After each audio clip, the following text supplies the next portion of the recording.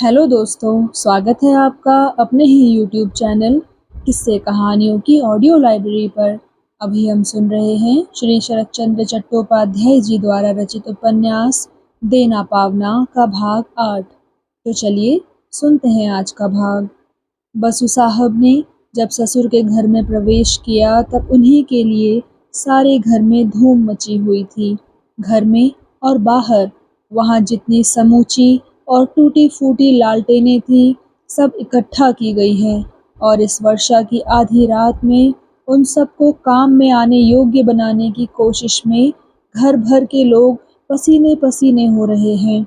नौकर चाकर और आत्मीय लोगों का अभियान दल तैयार हुआ है और राय महाशय स्वयं उसकी देखभाल कर रहे हैं। कौन किधर जाएगा, किस रास्ते, किस मैदान, किस जंगल में खोजेगा, यह बार बार बता रहे हैं। उनके आचरण और आवाज से केवल चिंता और घबराहट ही नहीं, भय भी प्रकट हो रहा है। यह सच है कि उन्होंने अभी तक प्रकट में कुछ नहीं कहा है, लेकिन जो भय उनके मन में झांक रहा है वह अत्यंत भयंकर है। वह जानते थे कि षोडशी के कई अनुचर किसान और बागदी लोग हैं। वे जैसे उद्दंड हैं वैसे ही निष्ठुर। वे डाके डालते हैं, इसलिए पुलिस के रजिस्टर में उनका नाम धाम तक लिखा है। वे यदि इस अंधेरी रात में कहीं अकेला पाकर और यह याद करके उनकी भैरवी माता के प्रति अविचार किया गया है, सहसा उत्तेजित हो उठें तो वहाँ भी न्याय की आशा करना बेकार है। हेम एक ओर मौन खड़ी यह सब देख रही थी। पिता का भय भी उसकी दृष्टि से छिपा नहीं था, किंतु उस समय तक वह भीतर की असल बात भी नहीं जानती थी। वह जाहिर हुई उसकी माँ की बातों से। वह सहसा बाहर आकर स्वामी को कड़ा उल्हाना देकर कह उठी, वह दामाद है, उन्हें तुम क्यों अपने झगड़े के मध्यस्थ मान बैठे? जिनके हाथ में डकैतों का दल है उसे तुम हराओगे। जहां से पाओ मेरे निर्मल को ढूंढ कर लाओ, नहीं तो मुझे जिधर सूझेगा उधर ही इस अंधेरे में निकल पड़ूंगी। फिर रुआंसी सी होकर वह घर के भीतर चली गई और कुछ देर के लिए बेटी और बाप दोनों ही मौन बैठे रहे। जनार्दन राय अपने को संभाल कर सांत्वना और साहस जुटाकर हेम से कुछ कहने वाले ही थे कि ठीक इसी समय जमाई साहब आंगन में आकर खड़े हो गए। उनके सारे अंगों से जल टपक रहा था। कुर्ता, धोती, जूते कीचड़ में सने हुए थे। ससुर की बात मुंह की मुंह में ही रह गई, किंतु दूसरे ही क्षण जिस जमाई का यथेष्ट आदर करते और उससे डरते थे, उसी को वह अधिक आनंद के मारे जो भी मुंह में आया वह कहकर तिरस्कार करने लगे। बसु साहब ने मौन ही ऊपर आकर हाथ की टूटी छड़ रख दी, पैरों से खींचकर जूते निकाले और शरीर से भीगा हुआ कुर्ता उतारा। इसी बीच छोटे बड़े, ऊंच नीच, आत्मीय और गैर सब एक साथ एक ही प्रकार के प्रश्न करने लगे कि किस प्रकार यह दुर्दशा हुई और कहाँ हुई। राय महाशय ने कहा, अच्छा यह सब बाद में बताना, तुम घर के भीतर जाओ। बेटी हेम, खड़ी ना रहो, जाकर कोई सूखी धोती और कपड़े ला दो। घर के भीतर सास, ससुर और जमा हुई कुटुंब की स्त्रियों के प्रश्नों के उत्तर में निर्मल ने बताया कि वह उस पार फकीर साहब से भेंट करने गए थे, लेकिन मिलाप नहीं हुआ। वह आश्रम में नहीं है। उस पार के नाम से एक प्रकार की भय सूचक ध्वनि उठी। राय महाशय ने विस्मित होकर कहा, उससे मिलने गए थे? तुम मुझसे कहते तो मैं उसे यहीं बुला देता, लेकिन इस अंधकार में मार्ग कैसे पहचाना? निर्मल ने कहा, मार्ग पहचानने की मुझे आवश्यकता नहीं पड़ी, यदि पड़ती तो पहचान ना पाता। राय महाशय ने फिर प्रश्न किया, लेकिन लौटे किस प्रकार? बसु साहब ने जवाब दिया, एक सज्जन हाथ पकड़कर मुझे दरवाजे तक पहुंचा गए हैं। चारों ओर से प्रश्न उठा, कौन कौन, क्या नाम है उसका? निर्मल ने जरा ठहर कर उत्तर दिया, क्या जाने, नाम बताने में शायद उन्हें आपत्ति है। राय महाशय ने प्रतिवाद किया, आपत्ति? कभी नहीं, हमारे देश के लोगों को तुम नहीं जानते, लेकिन खैर वह चाहे जो हो, उसे खुश तो कर ही देना चाहिए। फिर तुरंत नौकर को पुकार कर आज्ञा दी, अरे अधर, अगर चटर्जी बाहर हों तो जाकर अभी कह दे कि कल सवेरे ही पता लगाकर उसे पुरस्कार दिया जाए। पूरा रुपया ही उसके हाथ लगे, उसमें से वह कुछ काट-कूट ना ले। चटर्जी बड़े कृपण हैं ना। इसके बाद उन्होंने उदारता के जोश में पहले गृहिणी के और फिर बेटी दामाद के चेहरे पर प्रेम भरी दृष्टि डाली। रात को भोजन आदि के बाद एकांत कमरे के भीतर स्वामी को अकेला पाकर हेम ने कहा, बाबूजी ने तो पुरस्कार की घोषणा कर दी, पूरा रुपया देने की कोशिश भी शायद कम नहीं होगी, लेकिन फल कुछ ना होगा। निर्मल ने कहा, नहीं, आसामी नहीं मिलेगा। हेमवती ने जरा हंसकर पूछा, लेकिन तुमने उस दयालु आदमी को क्या पुरस्कार दिया? निर्मल ने कहा, देना क्या तुम इतना सहज समझती हो? वह क्या केवल दाता की मर्जी पर निर्भर करता है? हेमवती बोली, तो दे नहीं सके?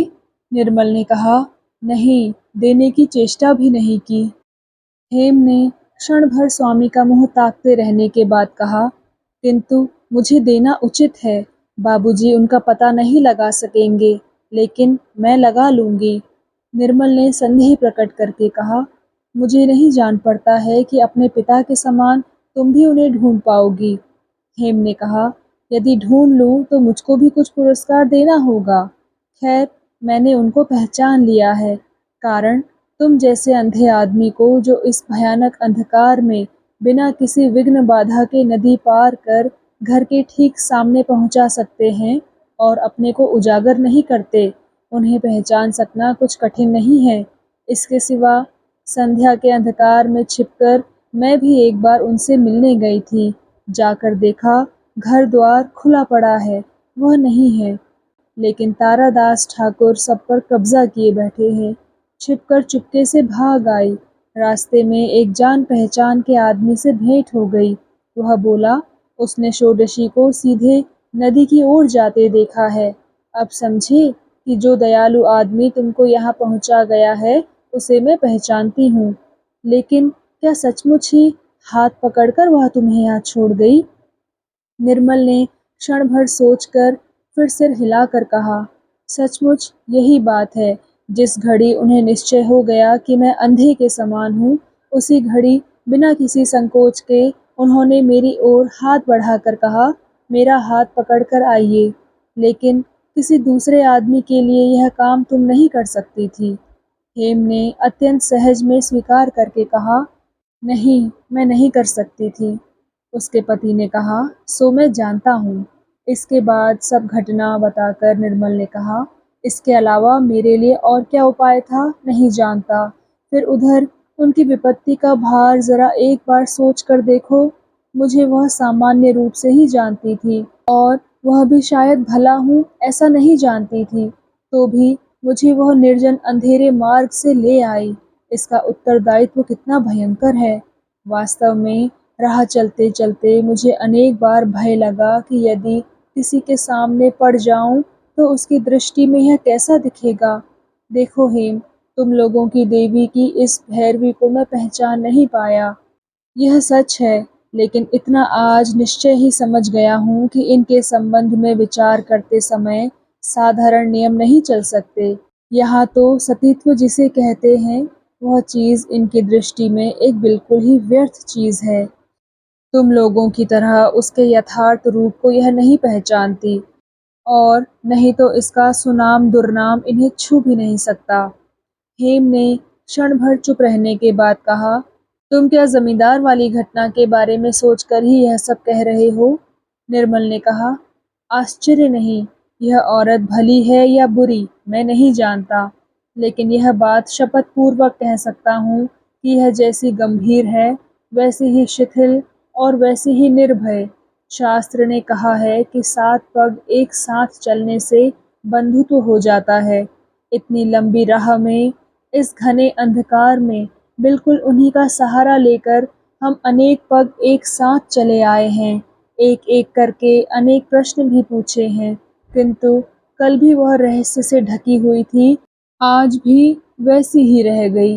हेम ने कहा, तुम्हारे तर्क को भी नहीं माना और बंधुत्व भी नहीं स्वीकार किया? निर्मल ने कहा, ना, कुछ भी नहीं हुआ। हेम हंस पड़ी। बोली, तनिक भी नहीं, तुम्हारी ओर से भी नहीं। निर्मल ने कहा, इतनी बात केवल धोखा देकर मुंह से निकलवा देना चाहती हो, लेकिन हेम, अपने को जानने में भी तो देर लगती है। किंतु बात कह डालकर ही वह ठिठक गया। गौर से देखा, हेम भी उसकी ओर दोनों आंखों की स्थिर दृष्टि बिछाए है।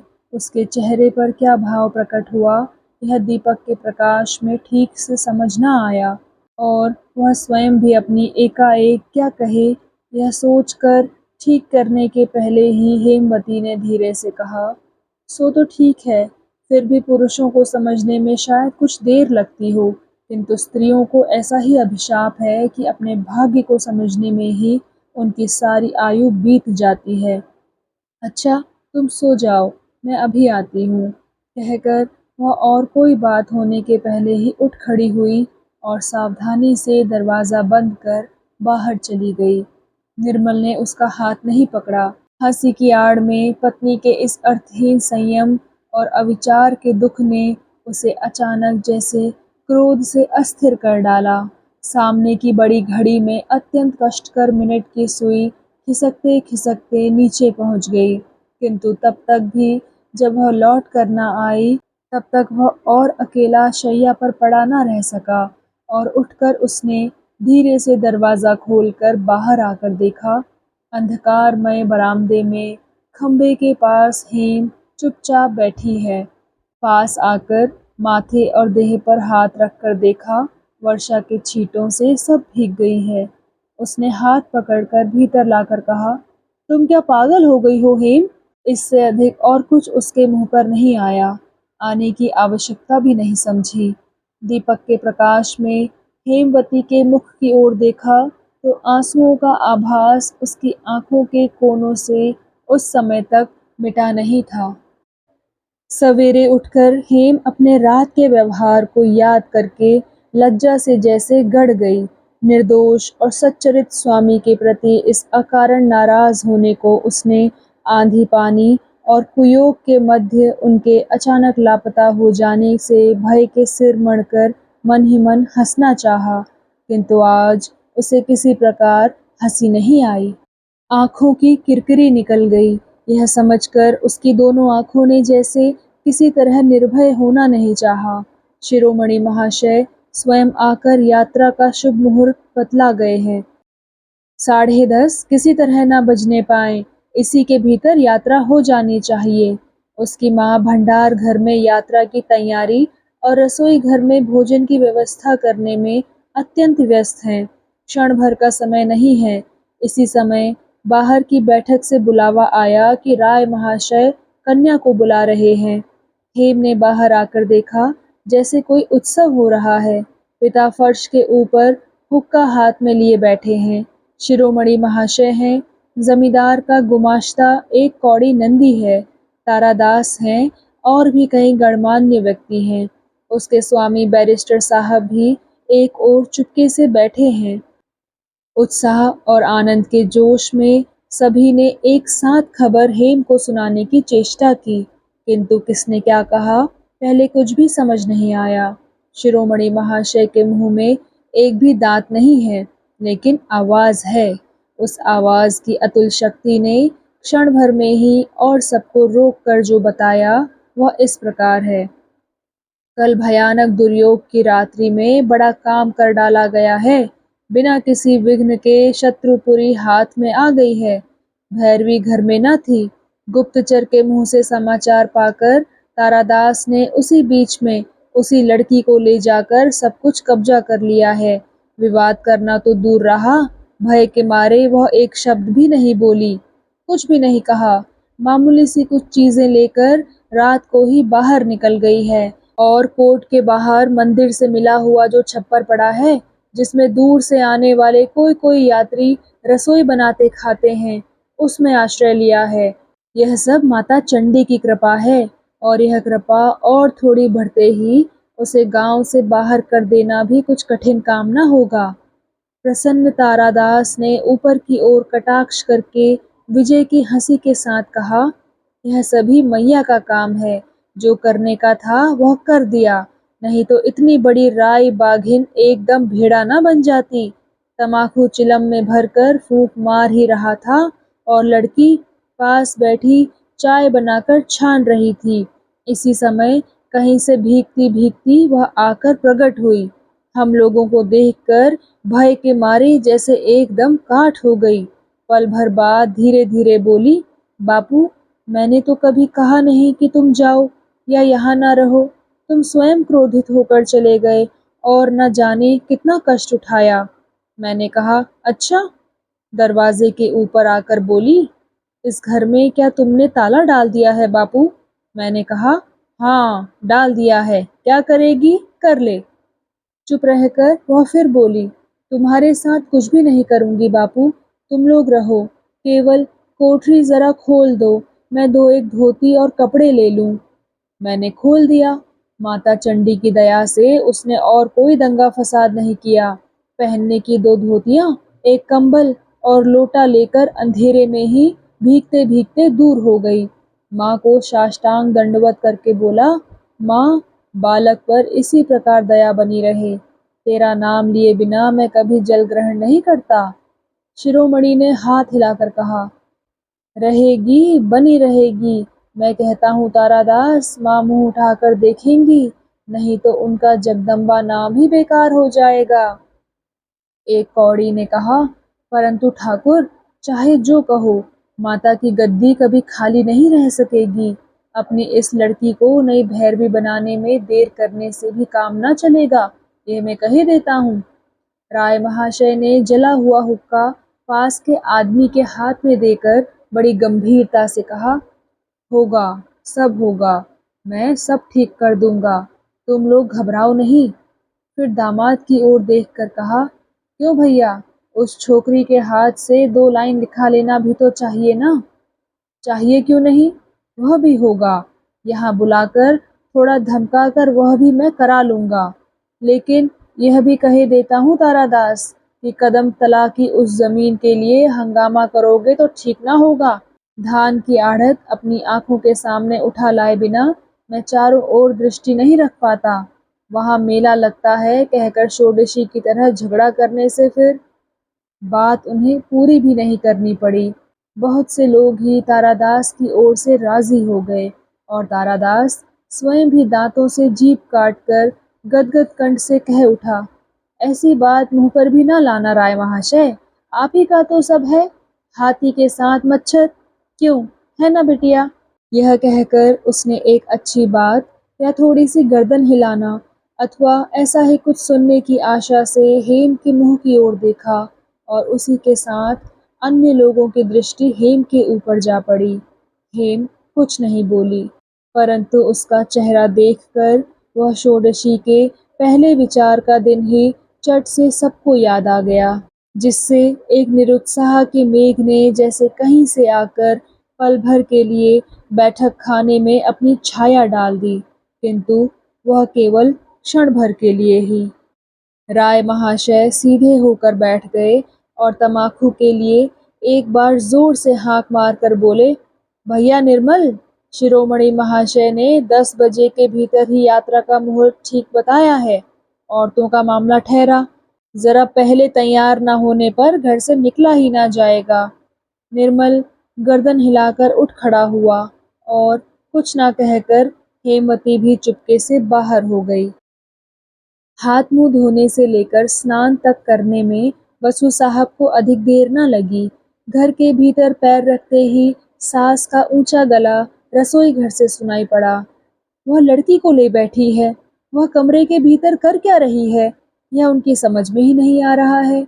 निर्मल ने कमरे के अंदर देखा, हेम फर्श के ऊपर मौन होकर बैठी है। आश्चर्य में आकर पूछा, बात क्या है जो तुम्हारी माँ बहुत बकझक कर रही है? इसके सिवा समय भी तो अधिक नहीं है।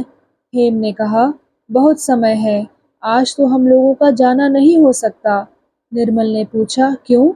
हेम ने कहा, क्यों क्या, षोडशी की इतनी बड़ी विपत्ति में क्या उससे एक बार मिले बिना ही चली जाऊं? निर्मल ने कहा, अच्छा तो जाकर मिल ही आओ, उसके लिए भी समय है। हेम ने कहा, और तुम भी एक बार भेंट किए बिना किस प्रकार जा सकोगे? यह तो पिछली रात की प्रतिक्रिया है। यह मन ही मन समझकर निर्मल ने कहा, कोशिश करने से जान पड़ता है, यह भी किया जा सकेगा। यह कोई असंभव और कठिन काम नहीं है। लेकिन मेरे एक बार मिलकर जाने से ही इस विपत्ति में कुछ सुविधा होगी, यह तो नहीं जान पड़ता। हेम ने बड़ी जोर से सिर हिलाकर केवल इतना कहा, ना, वह किसी प्रकार नहीं होगा। निर्मल ने कहा, होगा क्यों नहीं? इसके सिवा मेरा यह सैदाबाद वाला चमड़े का मुकदमा है। हेम ने कहा, रहने दो अपना चमड़े का मुकदमा, एक तार भेज दो, आज तुम्हारा किसी प्रकार जाना ना होगा। निर्मल ने कहा, अच्छा तो चलो ना, दोनों जने एक बार मिल आए, उतना समय तो है। हेम ने सिर उठाकर जरा हंसकर कहा, नहीं, यह तुम्हारे वहां हो सकता है, यहाँ नहीं हो सकता। और इतने लोगों के सामने बाबूजी ही क्या समझेंगे? रात को हम छिप कर जाएंगे। निर्मल का सचमुच ही बहुत जरूरी मुकदमा था। इसके सिवा किस बहाने से जाना इस प्रकार एकाएक रोका जा सकता है, यह उसकी समझ में न आया। खासकर इससे ससुर के साथ बड़ी भारी बिगाड़ होने की संभावना है। सोचकर उसने कहा, यह नहीं हो सकता हेम, जाना तो आज हम लोगों को होगा ही। और मुझे तो जान पड़ता है कि बीच में पड़कर हम लोग उसके दुख को शायद और बढ़ा देंगे। मेरी बात सुनो, चलो। बिना मांगी मध्यस्थता से भलाई की अपेक्षा बुराई ही अधिक होगी। हेम आंख उठाकर कुछ देर पति के मुंह की ओर स्थिर भाव से देखती रही, फिर बोली, मुझे तो तुम जानते हो, आज तो मैं किसी प्रकार नहीं जा सकूंगी, और कल के अपराध के लिए यदि तुम मुझे दंड ही देना चाहो तो मुझे छोड़कर चले जाओ, मैं अब तुमको नहीं रोकूंगी। निर्मल और कुछ न कहकर बाहर चला गया। बाहर जाकर उसने कहा, स्वास्थ्य ठीक नहीं है, आज जाना ना होगा। यह सुनकर सास जी को आश्चर्य हुआ और साथ ही उससे अधिक प्रसन्न भी हो उठी। लेकिन बाहर की बैठक में बैठे हुए ससुर महाशय केवल एक बार कहकर ही हुक्का पीने लगे। उनको आश्चर्य भी नहीं हुआ, उद्वेग भी नहीं हुआ, और जिसे थोड़ी भी समझ है वह उनके मुंह की ओर देखकर प्रसन्न होने की बात जबान पर नहीं ला सकेगा। मुकदमे की व्यवस्था करने के लिए निर्मल ने एक तार भेज दिया और उसने मन ही मन समझा कि यह काम केवल निरर्थक ही नहीं, बुरा है। लेकिन उसका मन दिन भर बिल्कुल ही छिपे छिपे उसी शाम के लिए उन्मुख होता रहा। गत रात्रि का हेम का वह रोना कितना हास्यास्पद था, कितना असंभव था, यह बात दिन भर में कितनी ही बार उसके मन में आई है, तथापि उसकी आंखों के पानी ने किसी प्रकार सूखना ही ना चाहा, और प्रत्येक क्षण ही वह ऐसे ही अज्ञात और अनजाने रहस्य की रचना करने लगा, जिसमें एक साथ ही माधुर्य और तिक्तता मिलकर एकाकार होने लगे। रात के अंधेरे में भी पिता की आंखों से बचने का प्रयत्न समझकर हेमवती अपने पति और उसके एक पछाही नौकर को साथ लेकर षोडशी के नए डेरे के दरवाजे पर पहुंची। तब संध्या नहीं हुई थी। षोडशी एक कंबल के ऊपर बैठी मन लगाकर पुस्तक पढ़ रही थी। जूतों की आवाज सुनकर उसने सिर उठाकर देखा और उठ खड़ी हुई, फिर बोली, आइए, आओ दीदी, आओ, और समेटे हुए कंबल को फैलाकर बिछा दिया। आसन पर बैठकर यह दंपति कुछ समय तक चुपचाप देखते रहे। फिर हेम ने कहा, दीदी के इस नए घर में चाहे जो दोष हो, किंतु अपव्यय का अपवाद शिरोमणि महाशय, यहाँ तक कि मेरे पिताजी तक नहीं लगा सकेंगे। इस अद्भुत चीज को दिखाने का लोभ देकर ही आज मैंने इन्हें रोक लिया है, नहीं तो मुझको भी लेकर यह दोपहर की गाड़ी से चले ही जाते, और क्या। फिर स्वामी से कहा, क्यों, यह देखे बिना चले जाने से पछताना पड़ता कि नहीं? निर्मल ने कहा, देखकर भी तो कुछ कम नहीं पछताना पड़ेगा, ऐसा नहीं जान पड़ता? हेम ने स्वामी के मुख की ओर देखकर कहा, सो तो ठीक है, शायद आंखों से ना देखना ही अच्छा था। इसके बाद षोडशी के शांत उदास मुख पर अपने दोनों नेत्रों की स्निग्ध दृष्टि डाल करके कहा, हम लोगों ने सब कुछ सुना है, लेकिन दीदी तुमने यह पागलपन क्यों किया? इस घर में तो तुम रह ना सकोगी। आवेग और करुणा से अंतिम बात कहते समय उसका हृदय कांप गया, किंतु षोडशी के गले में इसकी प्रतिध्वनि नहीं हुई। उसने अत्यंत सहज भाव से कहा, अभ्यास हो जाएगा। इससे भी खराब घरों में तो कितने ही आदमियों को रहना पड़ता है बहन। इसके सिवा बापू को बड़ा कष्ट हो रहा था। हेम ने प्रश्न किया, तो आपने सभी कुछ त्याग दिया? इसका उत्तर उसके स्वामी ने दिया और कहा, उसके सिवा क्या उपाय है बता सकती हो? सारे गांव के साथ तो एक असहाय स्त्री दिन रात झगड़ा करके टिक नहीं सकती। फिर षोडशी से कहा, यही अच्छा है। यदि अपनी इच्छा से यहीं रहने का विचार आपने किया हो और यह विश्वास हो कि इस झोपड़ी में रहने का भी अभ्यास हो जाएगा, तो संसार में कुछ भी त्याग करना आपके लिए कठिन न होगा। षोडशी मौन ही रही और उसका मुंह देखकर भी उसके मन की बात समझी ना जा सकी। फिर हेम ने कहा, तुम सन्यासिनी हो, जमीन जायदाद छोड़ देना तुम्हारे लिए कठिन नहीं है। झोपड़ी में भी तुम रह लोगी, यह मैं जानती हूँ, लेकिन इसके साथ जो बदनामी लगी रही वह भी क्या तुम सह लोगी दीदी? षोडशी ने हंसते हुए कहा, बदनामी यदि झूठी है तो क्यों ना सहन होगी।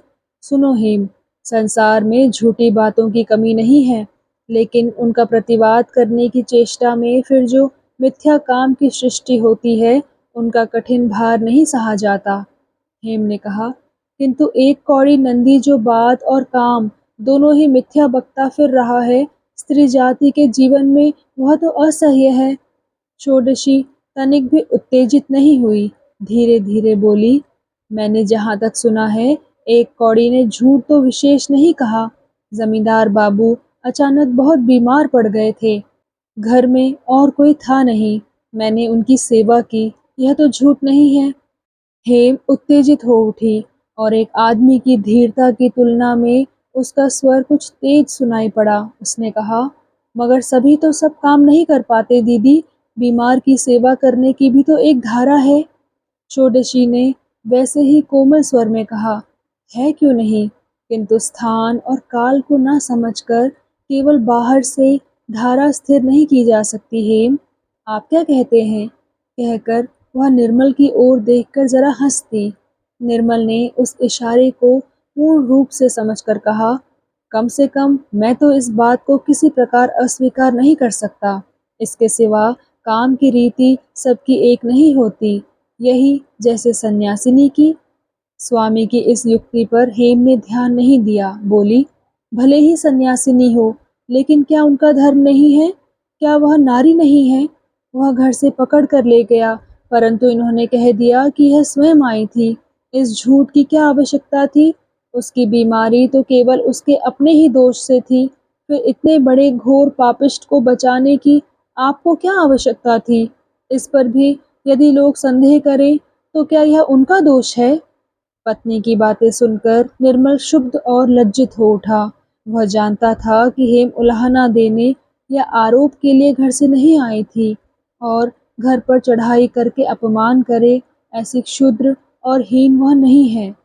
वास्तव में कृतज्ञता जताकर एक बड़ा सा भरोसा देने के लिए वह आई है, किंतु बातों ही बातों में यह सब क्या उसके मुंह से निकल गया।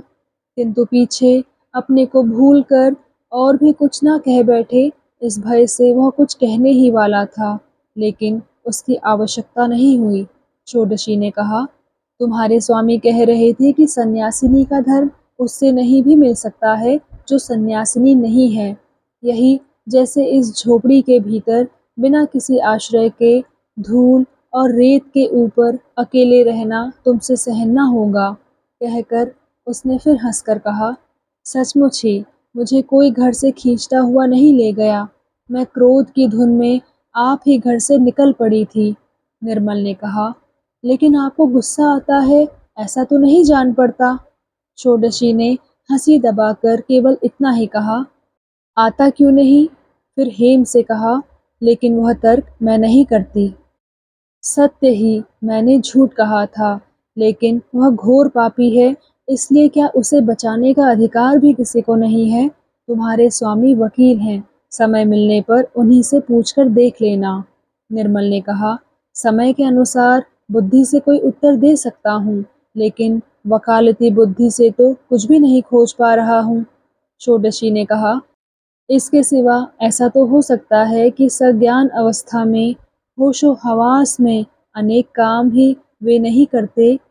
इतने में हेम ने रोककर कहा, परंतु इसलिए कि अपने बाप के विरुद्ध भी जाना होगा, यह भी क्या सन्यासिनी का धर्म है? षोडशी ने क्रोध नहीं किया, हंसते हुए कहा, सन्यासिनी के हो या ना हो, स्त्री के लिए कम से कम ऐसी चीज संसार में रह सकती है जो बाप से बड़ी है। अगर यह न होता हेम, तो इस टूटी झोंपड़ी के भीतर तुम्हारे पैरों की धूल ही भला कैसे पड़ती? हेम ने हड़बड़ाकर झुककर षोडशी के पैरों की धूल माथे से लगाकर कहा, ऐसी बात कभी तुम जबान पर भी ना लाओ दीदी। मेरे ससुर को किसी राजा ने पुरस्कार में एक तलवार दी थी। बचपन में मैं अक्सर उसे खोल खोल कर देखती थी। मयान उसकी धूल मिट्टी से मैली हो गई है, लेकिन असल चीज में कहीं जरा सा भी मैल नहीं लगा। यह जैसी सीधी है, वैसी ही कड़ी, वैसी ही खरी। तुम्हारी ओर देखते ही मुझे उसी की याद आती है।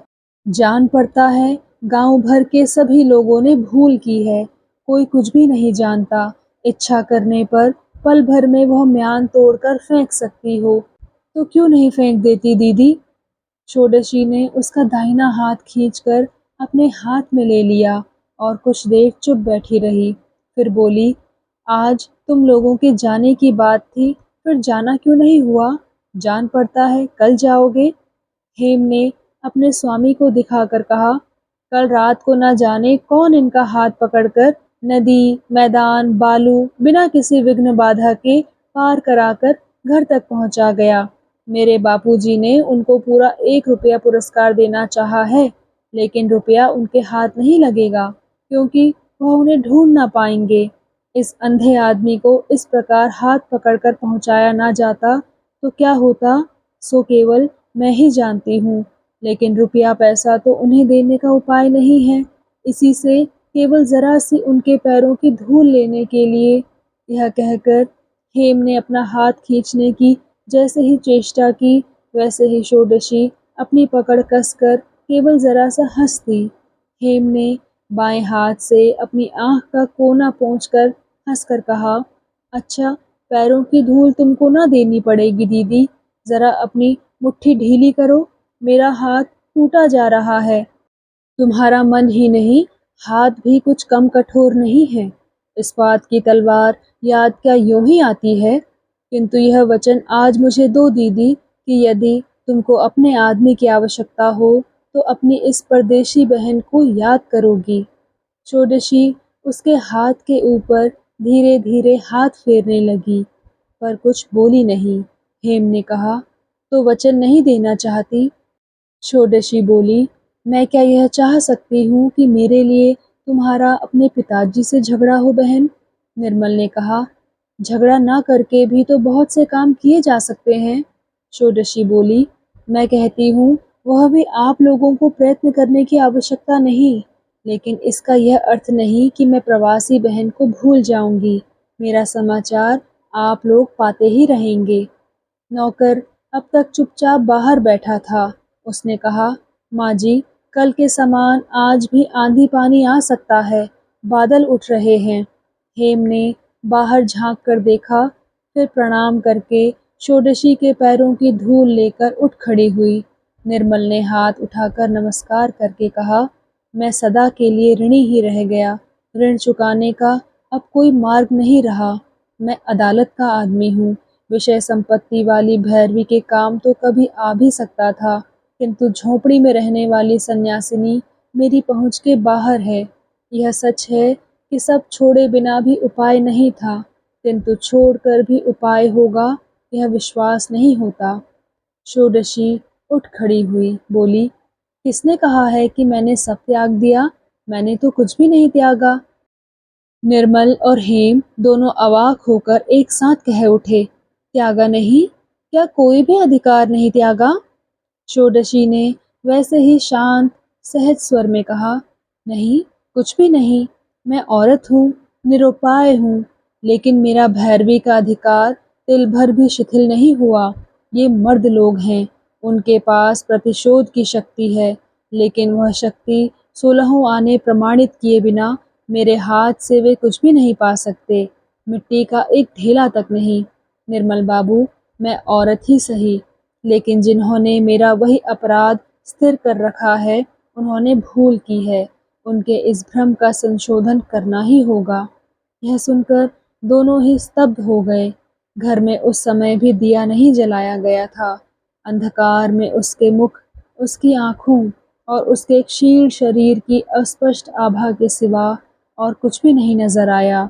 किंतु उसके उस शांत, अविचलित कंठ स्वर ने भी जो सत्य उच्चारण किया, वह उन दोनों के ही हृदय को जोर से बींध गया। थोड़ी दूर पर मार्ग के मोड़ के समीप शोरगुल सा सुन पड़ा। आगे और पीछे कई एक लालटेनों के प्रकाश के साथ 2 पालकियां जा रही थी। अंधकार में नजर दौड़ाकर निर्मल ने कहा, तो आज ही जमींदार बाबू पद धूली देने आ गए हैं, देखता हूँ। षोडशी भीतर से विस्मय के साथ कह उठी, जमींदार बाबू, क्या उनके आने की सूचना थी? फिर वह द्वार के पास आ खड़ी हुई। निर्मल ने कहा, हाँ, उनका वह जो नदी किनारे का नरक कुंड है, उसकी झाड़ पोंछ हो रही थी। एक कौड़ी कह रहा था कि स्वास्थ्य ठीक करने के लिए हुजूर आजकल के भीतर ही स्वराज्य में पधारेंगे, सो पधार गए हैं। षोडशी चुपचाप उसी जगह खड़ी रही। विदा मांग कर निर्मल ने धीरे धीरे कहा, चाहे जितनी दूर हम रहें, हमारे रहते आप अपने को एकदम निरुपाय और असहाय न समझें। और फिर वह हेम का हाथ पकड़कर अंधकार में आगे बढ़ा। षोडशी वैसे ही स्थिर, वैसे ही निस्तब्ध खड़ी रही। इस बात का कोई भी उत्तर नहीं दे सकी। तो दोस्तों, कैसा लगा आपको आज का भाग? कृपया कमेंट सेक्शन में आकर ज़रूर बताइएगा। और अगर आपने अभी तक इस चैनल को सब्सक्राइब नहीं किया है तो कृपया सब्सक्राइब भी ज़रूर कर लीजिएगा। मैं मिलती हूँ आपसे इसी कहानी के अगले भाग के साथ। तब तक के लिए धन्यवाद।